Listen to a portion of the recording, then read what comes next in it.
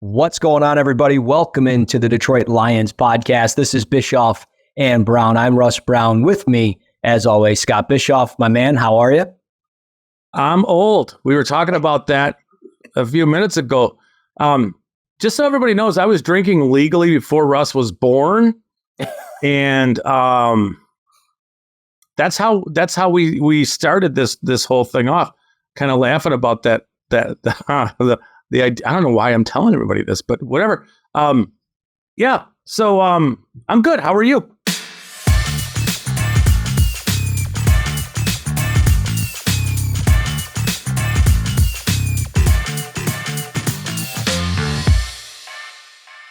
No, I'm outside of the Lions losing last week. I'm great. I'm doing wonderful.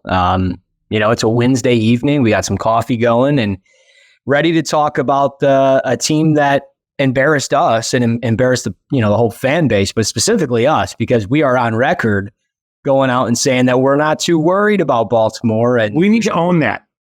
Yeah, and we are. We are going to. I mean, I thought maybe we learned from the Seattle game with high expectations and all of that stuff. Maybe we didn't, or try again. Maybe we just were down the right frame of mind, or whenever it is. Baltimore makes a 5-2. Detroit moves to 5-2, and they get dismantled 38-6. I don't even know where to start on this. I mean, we can go with the defense stuff if we want, because I think that's probably a lot quicker than some of the offensive woes. But defensively, Lamar just shredded him. He kind of had his way. He did really whatever he wanted. There was, the second touchdown of the game, he had 10 seconds to throw the ball. Yeah. From your perspective, from watching all 22 to watching just the game live or just a replay of the game, whatever it is, what was your spin or takeaway defensively for Detroit to why Lamar and why these scrambling quarterbacks, these mobile quarterbacks kind of have their way with Aaron Glenn and this Lions defense? I don't know, and it's a great question. It wasn't even like Lamar Jackson beat them with his legs, though. Mm-hmm. I mean, what he did do was paralyze their defenders. Yeah. And it was almost like paralyze them with the threat of running, and then he would just kind of flip the ball out somewhere, and wherever the ball went to, he was in. They were in space and they were gone. I think that's something that everybody needs to recognize with Lamar Jackson is that he's the narrative is that he's a running quarterback first, but he's really good in the pocket. Mm-hmm. And, you have a scenario where people can find the quote, but Aaron Glenn talked openly last week about wanting to keep him there. And, so the way I just saw that as a game in which Lamar Jackson could have beat the Lions throwing the ball. He could have beat the Lions running the ball. Yeah. They probably could have handed the ball off and kind of dominated the Lions on that particular day. It just, and we're in and around football. Sometimes it just happens. Like you just, you lay an egg kind of thing. In that particular situation, you did it both offensively and defensively, where I don't know how you felt watching it, but like before that game was 14-0, I thought there hasn't been a flicker yet. I think the Lions they were 3 and outs, and they were down 21-0 in the first quarter early-ish. And it was just, yeah.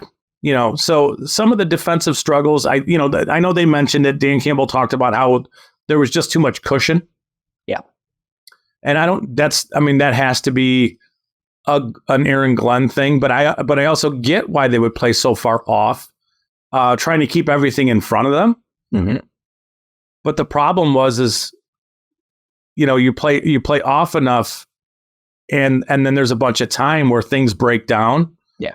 And then you're in trouble. So to me, it was just a lot of breakdowns, lots of space for a bunch of their players, and Lamar just shoot them up. I mean, there's just, kudos to him. He played a great game. Probably the best game he's played in a while. He's played really good this year, and they've just been coming into this game. They've been disjointed at times, and they've lost games to teams that you wouldn't think they would lose to. And, right. But still, I'll own my part of it. I did not think that I didn't think the Lions would come out and look like that. Both sides of the ball. Goff looked like he was very, very rattled. There were times where, pressure's a thing for Goff. We know this, right? Yeah. So, going back to like New England last year and Dallas last year, pressure really is problematic for him, just like it is for most quarterbacks. But in that particular game, it was strange. Like his ability to even handle the ball was very impacted, where you could see whether, fluttering passes. I think he was feeling very hurried and panicked. Yeah. And there were moments where he was just like, I want to get rid of the ball. Ball's got to come out. But like, you could see him kind of fumbling around with it, and they were just off, Amon-Ra had a ton of catches, all that stuff. But what did you see? Yeah, I mean, like I'm with you defensively. They played a lot of just like kind of off man coverage in a sense, and guys like Odell Beckham had the best game of the year for himself. He had 5 receptions for like 50 yards, and Nelson Aguilar had a touchdown. And, Zay Flowers did what I thought Zay Flowers was going to do. He was going to create a bunch of separation. He was going to run the routes viciously like he does. But when I saw in the pregame that Jerry Jacobs wasn't going to be able to go, that's when I knew we were in trouble, because he was not on the injury report all week until like Friday. And basically, I think, or maybe Saturday, and we basically woke up Sunday and found out he got hurt in like a non-contact way. So what's his status right now? As of now, I think he's still questionable. Okay. So right. I don't know. Sorry to interrupt, but no, yeah, you're good. But that's concerning, because when we get into the Raiders part, we're going to be talking about one of the best wide receivers in football, and Devontae Adams and Jacoby Myers and those types of things. But like Will Harris is playing out of position. He can be a nickel covering the slot when you need him to, but ultimately he's, to me, more of like a box safety in a sense. I don't know if I would have him as a deep safety. I don't know. I'm concerned in the fact that if Jerry Jacobs can't go, I just think with this defense, they've got to find ways to press these receivers that they start playing against. And I understand keeping stuff in front of you, but if you keep having stuff in front of you, what happened against Baltimore is going to keep happening moving forward, because what it seemed like for Lamar was they wanted to keep him in the pocket, and they did at times, but like the defensive tackles were just plugging the A gaps or B gaps, and they weren't, really pressuring the pocket. And Hutch and whoever the edge rusher was playing opposite did everything that he could as far as like getting depth. And sometimes he would just play undisciplined. And I think that was the problem. Hutch was so undisciplined off the edge at times. That's why the read option worked. That's why, Lamar was able to extend a play at times, or he was able to just, have a perfect RPO and it was a quick slant or whatever. So I don't know. It was concerning. We got to own it. I mean, we look like a couple of bozos right now with just not taking that game the way that we should have. a couple of jackasses. Yeah. But I mean, we're not the ones out there playing. And you mentioned Jared Goff. We switched to the offensive side of the football. He was off, man. He was just off. He was holding onto the ball too long. He was getting rid of it too quickly. His timing was off. It felt like there were times that he was staring down a route deep down the field, and he'd have Amon-Ra wide open underneath. And then there were times where it was like almost like a gadget play, like Jamo. I wrote an article today on lionswire.com about Jameson Williams and his film review. And he dropped the ball on an orbit motion, and I don't think Goff understands truly how fast Jamo is. So I think the timing is off because he didn't place the ball right. But at the same time, Jamo didn't run the route the right way. Like he didn't pace himself correctly in the route, so he only was able to get the one hand on it. So I don't know. That's the thing that maybe I was most worried about offensively, is just that Jamo, or that Goff, as we know, is pressured outside and those types of things. It just is like, is the secret out on Goff? Are people understanding, the play action? Is it because they don't have Montgomery? Like, what is what caused this struggle? Or was it just an off day? Is it a good quarterback having an off day, which, let's be honest, every quarterback has one. Jalen Hurts had one against the Jets 2 weeks ago. Brock Purdy had one, and he might just be a system quarterback. Goff might just be a system quarterback, but Brock Purdy wins football games. He had an off game against Minnesota. He had an off game the week before against the Browns. So that's kind of where I'm at with Goff, right? Yeah, and I agree. It's not going to take anybody a lot of time to figure out my opinion on Goff when the trade happened, and some of the stuff that's gone on. I did think that, I don't know if we've talked about this or not because I'm old and I don't remember,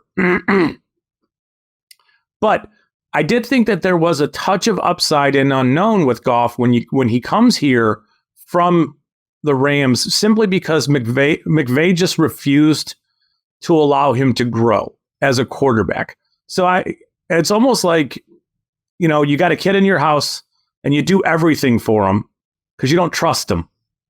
And then they leave your house and they can't figure out, like, hey, what the fuck is this laundry? Sorry, what is this laundry machine? And what do I do with it? You know what I mean? Yeah. So I think with Goff coming here, there was a little bit of that where, because he hadn't really had to learn much with McVay, there was, if he does progress and grow, there was some of that.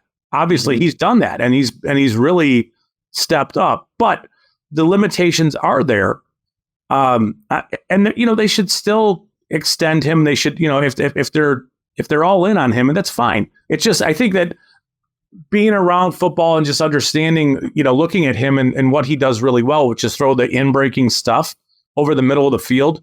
If you have the skill position guys to take that away and pressure him and then force him to throw the ball kind of outside the numbers, I think you can really limit him and how he can hurt you. Yeah. And Baltimore did that. And I think if we looked at what Dallas did, we could say that, pressure with Dallas was more of a problem than, say, Baltimore, with Parsons coming off the edge and DeMarcus Lawrence and all those dudes.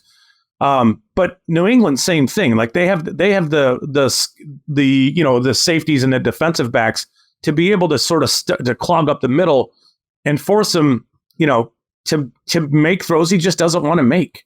Right. And then there's a lack of trust and hesitation, like you mentioned, holding the ball too long at times. Yeah. And then feeling a little panicky about, I got to get the ball out, all that stuff. It doesn't take away from what he's done in the last season and a half here. He has been a really, really good quarterback, but it's a recognition of what his limitations are as a player, and how, as we progress, as the Lions progress, through the season, these games are going to get more important. And when you go up against a team like Dallas later in the season, that's going to be a big test for them. Yeah. And Goff specifically. So, I'm going to own, everything that I said that was nonsense last week. And I'm going to cross my fingers, and I'm going to hope I don't say any nonsense this week, because I'm going to hopefully I'm educable and I can have learned a little. So I'm not going to approach things. I mean, in the end, we're people who we watch football. We're draft guys. Just because we're making it, it's not like there's a secret about this stuff. We're just a couple people with opinions. So sometimes we're wrong, and it doesn't. I mean, like, it doesn't have to be so serious about what we're saying or what we're talking. You know what I mean? Like, we're wrong about all kinds of shit all the time. Yeah. It's, you know what I mean? So, just so everybody's on board with, like, we're just kind of throwing out ideas, and, I mean, sometimes it sticks and sometimes it doesn't. I mean, I mean, it's not like we're not flinging. I say this as if we're going to have a little segment later. That's called a tease in the business. Yeah. We're going to fling some shit on the wall and hope it sticks. Yeah. But generally, I don't think we're, that's not our approach to what we're looking at, what we're doing. And I think, it's just that there are going to be moments where, they're going to lay an egg. We're not going to have like last year, the game against Carolina was another one of those where it's like, wow, I did not see that coming. Yeah. I saw it coming as the game was, we're in the middle of the first quarter and they cannot defend the run. And the way they were trying to defend the run was just failing already. So that's what that felt like. And hey, kudos to Baltimore. They played a really good a game against what is a really good team, and they destroyed the Lions in that game in every way. So yeah, no, they did. I mean, Justin Matabuke, the defensive tackle, he came out of Texas A&M a few years ago. He had the game of his life against the Lions. I mean, he was consistently penetrating the backfield. If he wasn't doing that, he was dropping as a mid-hook defender. Kyle Van Noy played very well. I love that guy. I do. Yeah, I mean, it didn't bother me that he was productive. I've always loved his game, and that's another story. I'm sure people who have looked around at the stuff I've said for years will laugh at that, because I have a problem with BYU players. I really do. It's the helmet. It's just I see the helmet and I just lose my mind. There's a guy from BYU right now. I'm doing it right now. Yeah, you must have been a big Ty Detmer guy. I don't remember being a Ty Detmer guy, but the whole thing starts with Ziggy Ansah, and it's like almost every year, I can find myself falling into the trap of BYU prospect, and it's happening. Kingsley Suamataia is awesome. You've mentioned him off air on him, and he'll maybe we'll do something like that for the bye week next week. Maybe we'll talk a little draft stuff or something just to kind of mix it in. But yeah, I mean, just to kind of cap it off with Goff, if there's any team right now, I think in the NFL that needs a bye week, it's the Detroit Lions, and I think it would help Jared Goff. I think it would help the rapport and the timing with his receivers like Jameson Williams, who we're going to talk about briefly here in a second. And then just, really Sam Laporta. Sam Laporta, I know he's being productive. I know he's catching passes, but he looks off. And I think it's the calf injury. And just watching the All-22, when earlier in the year, when he was breaking in and out of his routes, even just his release off the line of scrimmage, his lateral movement was so impressive for a rookie. But since that calf injury has happened, he has not been necessarily the same guy. And that's to be expected, right? I mean, that's just how it works for a rookie. You see him finding a little burst? Is that what's happening? Yeah, that's what it just looks like. I mean, there was a route on third down against the Ravens. It might have been somewhere in the second or third quarter. He ran an out route. He was at 6 or 7 yards. It was 3rd and 4, 3rd and 5. And he just, once he moved, it was like everything was in slow motion and the safety was in his hip pocket, and it was over, and it was an incompletion and whatever. Goff had to throw it low. And I think that's the thing. Goff's not trying to make mistakes, so he's misplacing some of these passes. And, probably the person he's been misplacing passes with the most has been Jameson Williams. I mean, he's had 6 targets on Sunday against the Ravens. He had nothing to show for it, no catches. The first drive of the game, it was 3rd down. He ran the out route. It was like a 10-yard out or maybe a 10-yard kind of comeback hitch route. And he caught the ball, but he was out of bounds when he caught it.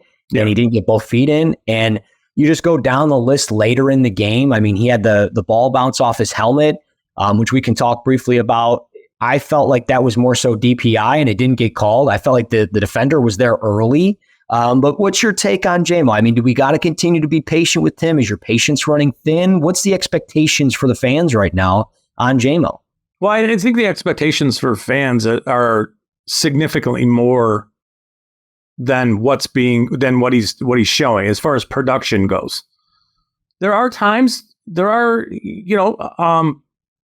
Adams is a good example of a receiver who does take a little time, right? So, sometimes, especially at that position, playing the outside position, and the way they're using him with these deep vertical shots, and so that pass hits him in the face mask or the helmet, whatever it is. And I'm with you. I think his right arm got impeded as he's getting his arm up, but I don't think it matters so much because his hands are coming up late. Yes. If there's no defender there, I don't know that he catches that pass anyway. Right. So it just seems like he and Goff are not in sync. Mm-hmm. For as great as it was 2 weeks ago, that the adjusted, the body control and all the stuff he showed, tracking, all that stuff, I think you see that and you see that splashy stuff and you think, okay, we're coming, like we're getting there. And then it's a big step back. And I think that's kind of like Ben Johnson's talked about, that we got to keep stacking good days on top of one another. One thing I'm not totally panicked on Jameson, and I saw this a little bit on after the game, is some people talking about him as a track guy in football pads. And I think it's so unfair and not at all what he is as a player. Like, players, if you're just a track guy wearing football pads, you don't wreck shit in on special teams at Alabama like he did. Right. If you're not doing that unless you love playing football. So the concept of him just being a speed guy and that's it, I just think that's not fair. Right. For what he is as a player. But I also think that the Lions Ben Johnson and the Lions could do a better job of making things easier for him.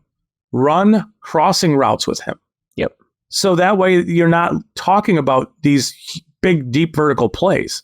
Let him run with the ball in his hands. Yeah. That kind of stuff. So I guess that's where I am. I want to see more, just like, and we thought it was coming. I think that's an element of, they tried, right? So they did try to get the ball down the field to him, but there's just something off around that. But by no means am I like, is there any panic on from what I'm seeing? I just think that patience is not necessarily going to be a great thing for this fan base, especially at 5-2, after this week going into the bye. All right, it's been, what's it been, a season and a half kind of thing where, so let's start to see some of this stuff. And to me, I think we've seen some splash, but between the drops and the lack of them being in sync together, I can understand why some people are really potentially out on him right now. Yeah. I'm not, and I think that I hope that, he continues to progress. Where are you with him? No, I'm with you. I'm not out on him at all. I mean, is my patience running thin? Absolutely. But he's only played 9 games. And, for some of those games, 6 of those games last year, it was coming off of a torn ACL. I mean, I'm going to give him the benefit of the doubt. The drops are definitely frustrating. 4 drops in 9 career games, according to Pro Football Reference. But when you just look at the snap counts, I mean, I don't have the snap numbers in front of me because for whatever reason, they're not pulling up. But, just when you look at it, we know he's been on kind of like a snap count or snap watch in a sense. Like, they didn't rush him onto the field so far to start this year or last year. And I think part of that might be because of just, they know he's not ready. So they're not trying to put him in a position to fail. But, you got to start using him because Marvin Jones has left the team and they've let him go. And, hopefully everything personal wise for him and Marvin Jones, everything sorts that self out and it works out for him. But I think ultimately, the Lions are starting to get where, they're getting impatient in a sense. Like, hey, we drafted you 12th overall. We moved up. We need you. Yeah. And I think it's, this is a good bounce back week for him against the Raiders at Monday night at the home field. So maybe he can do that.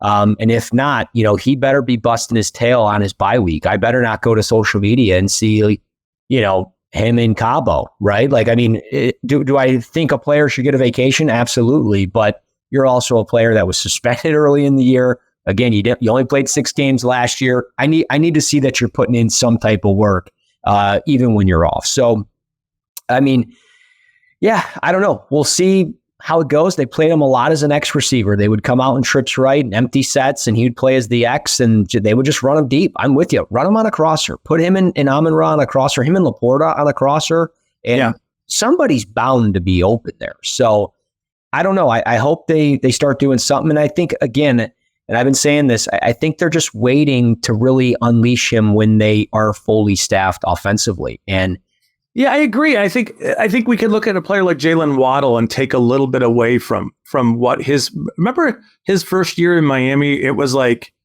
dude averaged like 9 yards a catch. Right. And the Lions have approached Jamo completely 180 from that. Like they want 40 and 50-yard catches.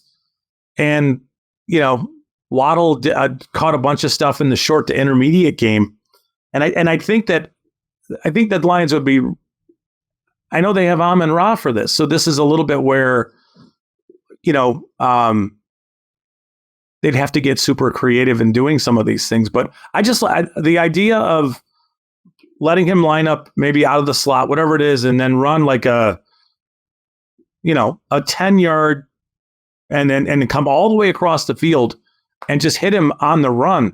Nobody's staying with him. Right. Nobody is. So if you just clear some space for him, I think you're fine. I think it's much easier to do that than it is to try to hit these bombs.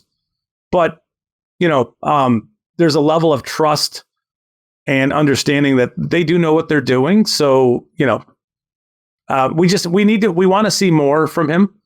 The drops and some of the lack of sync stuff, like watching him get hit in the helmet, that's just a bad look. Right. It is. And it's hard to justify it. And then you can understand the fans being super frustrated by it. Yeah. Like, I get it. Totally get it. But, we need to give it just a little more time.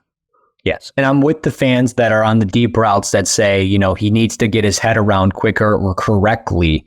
I completely agree. And I will also say this, that's just as much on the quarterback as it is on the receiver. The quarterback is in charge and he has to lead a young receiver like that the correct way and tell him, hey, I'm going to be throwing this to your outside shoulder. Turn your head to the outside, not the inside. Because he did drop a touchdown. It hit off his hands because he looked inside rather than outside, and he had everything. He got somewhat lucky against Tampa Bay, not so lucky against Baltimore. So I think if they can... Dude, I thought the Tampa throw was a bad throw. I agree. I completely agree. Like, so that's some of it. Like, how do you can't, you can. It's a big play. It's a huge play in that game that helps them win that game. But it's not necessarily a good throw. It's a bad throw against the leverage that the defender had. Mm-hmm. He made an incredible, he really did make an incredible catch there to adjust himself and to get into position to catch that ball. But you're 100% right. This is not just a Jameson Williams thing. This is a Goff thing too. And that was my worry when they drafted him was, are they really drafting Jameson Williams for Jared Goff? Right? Like, and it's reminiscent of like what Brandon Cooks was with the Rams when he was there for however long he was there. It just didn't work. Right. And that's why I would love to see them get him involved in a little more target volume, but with some shorter stuff to just, hey, pitch and catch, run, right? And just run, Right. But that's a tough thing because they already have Amon-Ra super productive doing that stuff, and you have Laporta, pretty effective doing that stuff in similar parts of the field. So I understand that they're playing him as the X and they want him clearing out space and they want to take shots. And I totally get all that stuff. I just don't think those are super efficient targets. So, if you have a player who might be frustrated and a quarterback who might be frustrated that they're not on the same page, throwing inefficient targets to that player and forcing them together there, I think is probably not great. But that's way up the food chain from me and whatever, but you understand what I'm saying. It's like, if there's any frustration level there, adding more frustration is probably just not a great mix right now. Right. And I will say, and I'll end it on my take on this for, Jamo. Sometimes it almost feels like maybe they should reverse the roles of him and Josh Reynolds. If they come out in a trips formation, he aligns inside and plays as that slot receiver to the trip side, and Josh Reynolds aligns as the X. Have Josh Reynolds run deep in clear space and then put Jamo kind of on that deep over or even a shallow cross or whatever. Yeah. And maybe Jamo will catch that and he'll have all the space in the world. And if you want to throw it deep to Josh Reynolds, well, there's probably nobody with better rapport than Josh Reynolds and Jared Goff because of their time together over the years. So yeah, I feel like Josh Reynolds has an X to either go up and get the ball or adjust to a football. I feel a little bit more confident in him doing that on a vertical route than Jameson Williams right now. I feel like with Jamo, it's you cannot go through your traditional 3-step drop and underthrow him a ball. You have to get it and just sling it. And the same thing happened with that orbit motion like I talked about. It was a 3-step drop. I don't know why you would put an orbit motion screen with a 3-step drop. I don't know. I'm not an NFL coach, but I felt like that was a little interesting. So we'll see what they tweak. They got the Raiders. And we'll see how it goes for Jamo on this one because it's Monday Night Football. I mean, Raiders are coming in. They played the Bears pretty tight. I thought from the early portion of the film I've watched half of it so far. A lot of Devontae Adams, a lot of Jacoby Myers. That's what I can expect for the Raiders offense. And they'll sprinkle in Michael Mayer and Josh Jacobs. But what's kind of your spin here with the Raiders? What should we expect? Is this the trap game that we're thinking about all year? To me, that's how I feel. I feel like this could be a little trappy. It would be super disappointing if they if you performed the way you did at Baltimore and then fell into a trap on Monday Night Football against this team. So Vegas is not running the ball effectively at all. I want to say Jacobs is like under 3 yards a carry right now. I hope I'm not making that up, but I'll look it up for you. Yeah. Thank you. To me, it's a lot of Devontae Adams, who's a very, very almost unstoppable player. Jacoby Myers is similar, a super sharp, efficient route runner. Outside of that, it's Mayer with some touch. He had a good game, I think, 2 weeks ago. I don't know what he did last week. He looks good though. He looks like he's moving pretty well. But yeah, I mean, I don't think we're going to see Garoppolo. I think it's going to be Purdue's Aiden O'Connell. I would think may get the start there. And then it's just, can you pressure him and force, like we talked about this, we've talked about this repeatedly, and it's going to be, I mean, it's just, it's a football thing. Can you force the quarterback to be uncomfortable? He's a rookie quarterback. So yeah, is he going to be perfectly in sync with his guys? Probably not perfectly in sync, but I think that there's opportunities for them to get right. So I'm not looking at it. I just talked about all this, the cockiness of last week. I'm not viewing this as a trap game. I feel pretty confident about this one. So, everybody should go put money on the Raiders money line right now. No, I think that it matches up well for. I was going to check. Yeah. It matches up pretty well for Detroit. Let me know what the number is. I don't think that you have to. They're going to try to run, and they're going to try to get Jacobs involved, but I don't know that they're not doing it effectively to this point. And then you throw in possibly rookie quarterback, and Devontae Adams is a nightmare of a receiver. But this is one of those games where you would think that Ford Field being really loud gives the D-line a bit of an advantage. Hutchinson could have multiple sacks. You could see them harassing Vegas's offense and just making it difficult. Right. And then it's a matter of what do they look like on offense? And then, really there, it's what do you do to limit what Max Crosby is doing? Because he's producing a bunch of their pressures, and they're not getting a ton from like Tyree Wilson right now. He's going to take a little time, but they're just, there's not a lot of production happening outside that. So I think I truly think that the Lions offense should be okay here. But having said that, they got to keep Goff comfortable and in rhythm. We're going to talk about that all the time. Mm-hmm. So when he's in rhythm and comfortable, he's a very good quarterback. Yeah. And their weapons will produce. I thought Gibbs looked really good last week, in a variety of ways. We're still waiting for the huge splash play. Maybe we see that Monday. Yeah, it could be, right? I mean, it kind of gets you back to the days of job at best against the Bears, right? Like that would be like the hopeful thing, a long 80-yard run or something like that. As long as he doesn't get a concussion afterwards, that'd be great. Yeah. But yeah, I mean, the number on Vegas is 8. It's an 8-point spread right now. I don't know what it opened up as, but you're right. Josh Jacobs averaging under 3 yards per carry. He's at 2.9. He has not been very effective.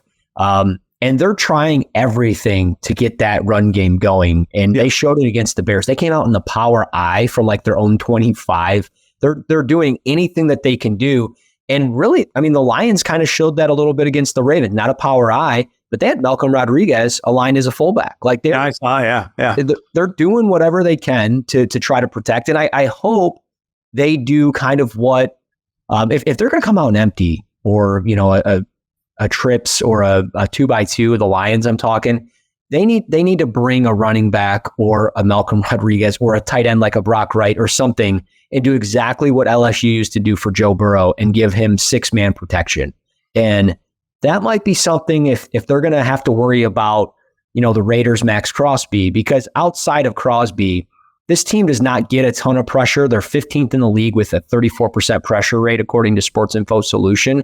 But the guy that leads the league in pressure rate right now is Max Crosby outside of Aiden Hutchinson. So, like, if they can find a way to slow that down, whether it's Brock Wright or, again, a Malcolm Rodriguez or something, just a bigger body to get in front of him, cool. And Rodriguez kind of chipping him? Yeah. Huh? Just kind of chipping him or just... Yeah, chipping him or just kind of setting up in the pocket. Yeah.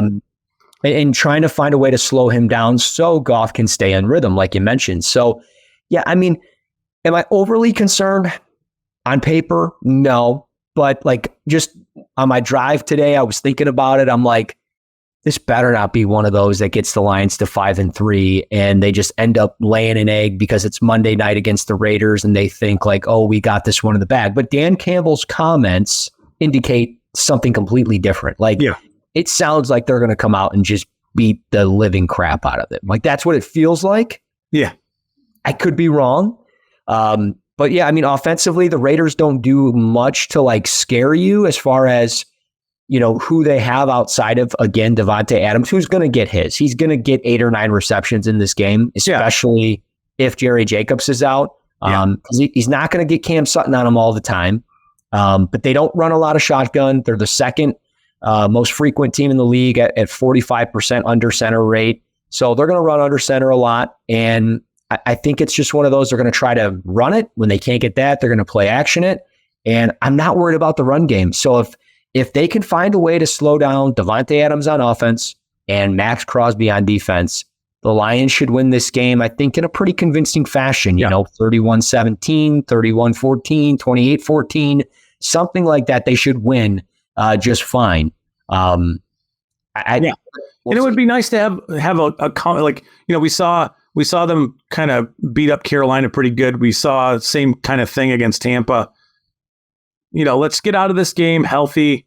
You get your win healthy going into the bye. You mentioned it earlier. Huge time to have a bye. You get Montgomery coming back out of the bye.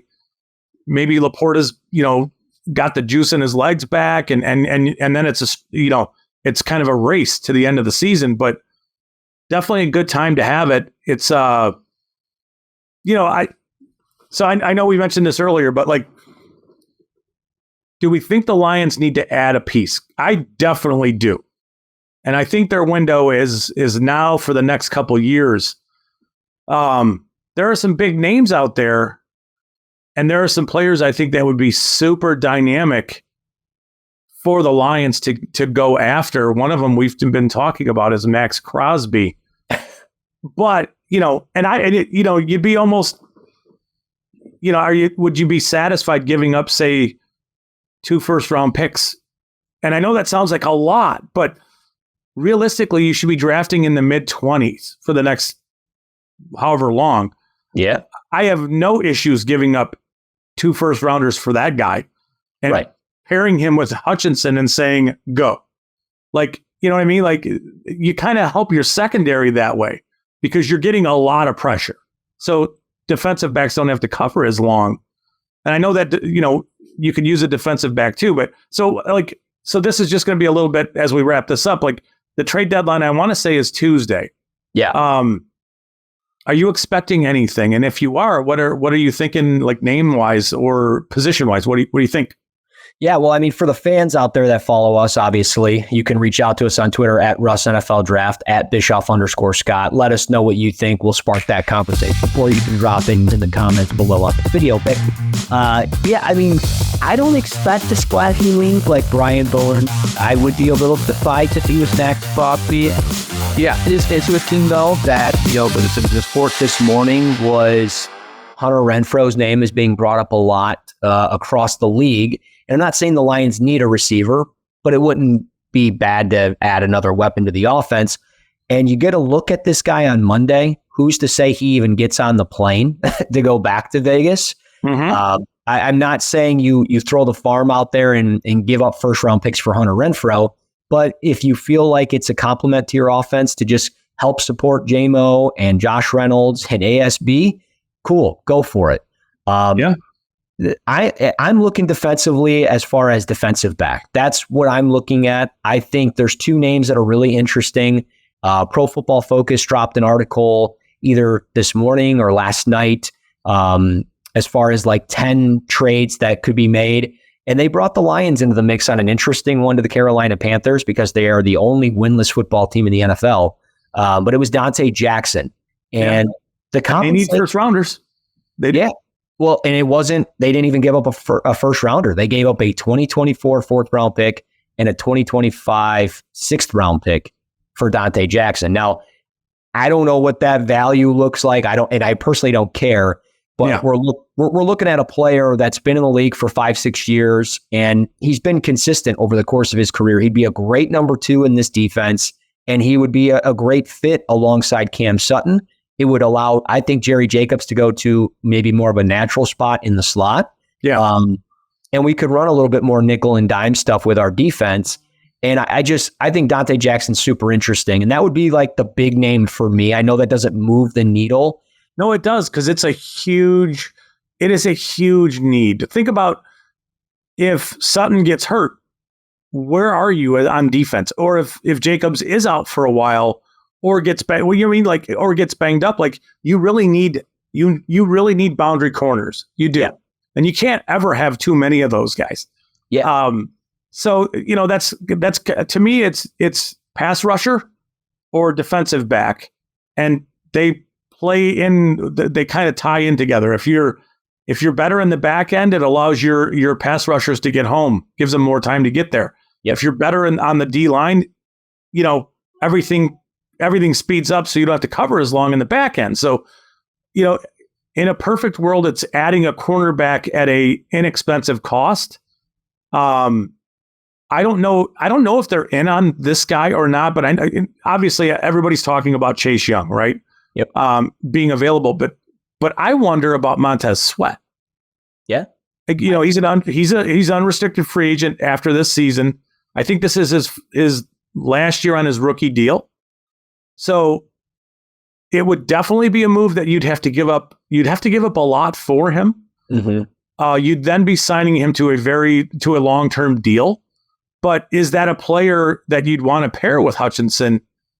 To me, Hutchinson and Chase Young are similar-ish, where, I don't know if that's a great fit, but I think Montez Sweat is more of a power edge presence, more speed to power rusher.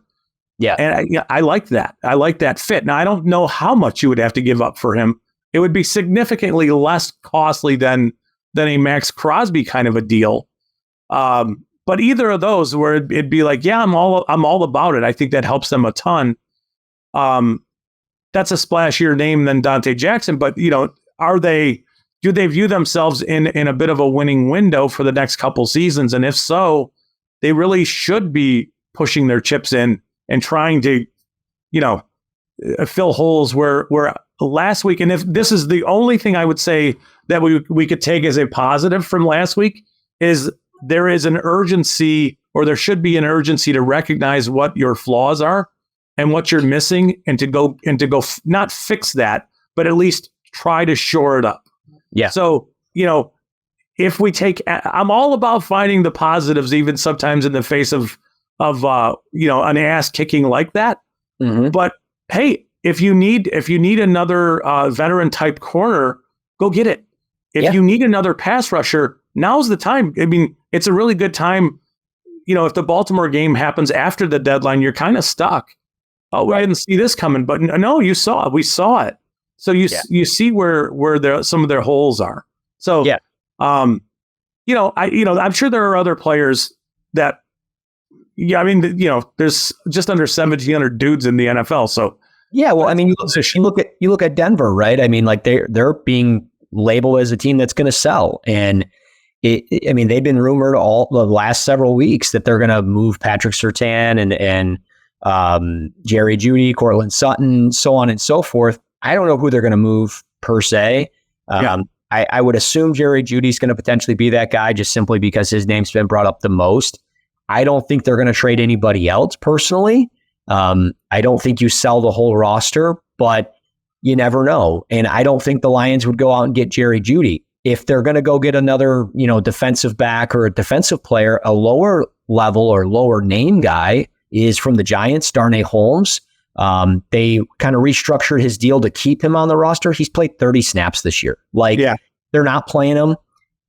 If there's any team out there that can get the most bang for their buck, whether it's a 5th or 6th round pick, I think it would be Detroit.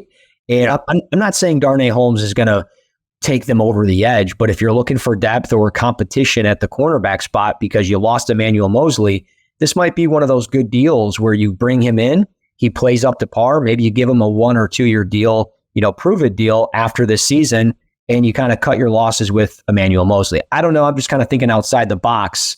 No, I mean, I think it's smart because, some of it is you just can never have too many of those guys. Like you always need help there.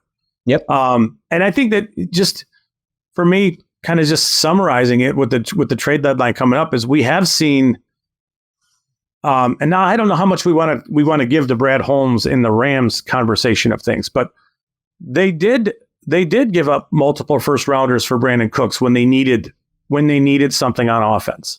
Right. And like, all right, let's be aggressive and go get it. We need it. Mm-hmm. They did the same thing with Jalen Ramsey. So it's not, he's been a part of a front office that has been bold and aggressive and did give up future assets to go get very established, very, very good NFL player. Yeah. So I know and it's hurting. It's tearing me up inside. The people's eyes rolling about this whole trade deadline conversation.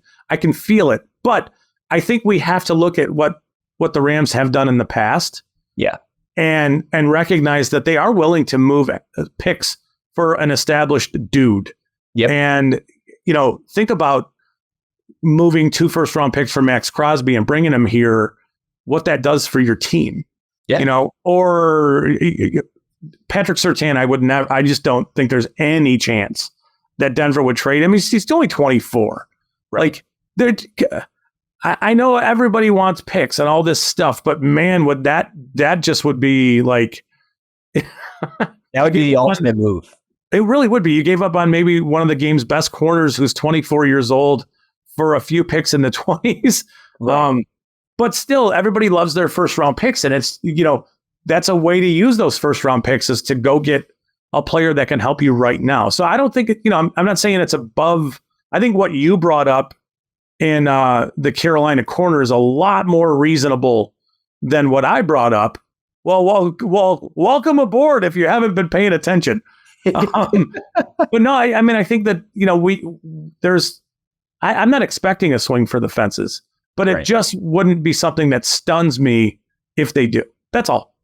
Yeah, no, I'm with you. And it's always worth having the conversation because you just don't know. Like most years, the trade deadline is dull. It's boring in the NFL. You get 2, maybe 3 moves. But last year, it felt like everybody was selling the farm. And they were selling picks, and last year's draft wasn't that great. So this year's draft is expected to be much more better. Maybe that's why teams aren't going to be selling draft picks this year. So are you on board with that concept? Because I 100% am. Yeah, no, I agree. I think if you feel like it's going to be a bad year and you know, like, hey, by the time I get to my 4th, 5th, and 6th round pick, there's not going to be much to pick from. I can get a veteran player, a player that I know. I have pro scouts that are watching him daily or weekly or whatever.